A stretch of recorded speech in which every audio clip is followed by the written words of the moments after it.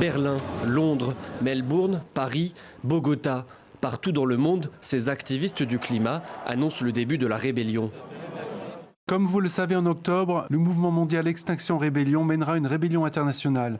De nombreuses villes dans le monde seront le théâtre de mobilisations d'ampleur en faveur du monde vivant.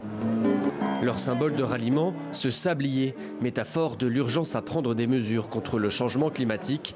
Leur mode d'action, la désobéissance civile. Le but de la désobéissance civile de masse non violente, c'est déjà d'avoir l'opinion publique, d'alerter l'opinion publique, que les gens se rendent compte. Le mouvement se revendique sans hiérarchie, sans visage.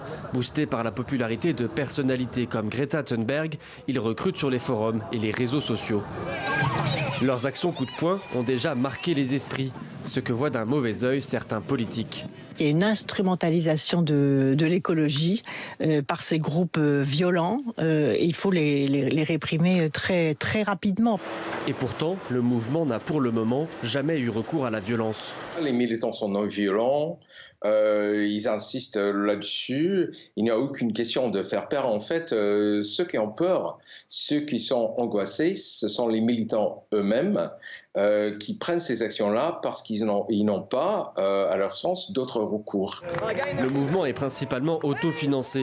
Certains milliardaires et philanthropes américains ont proposé de soutenir ces actions de lutte pour le climat.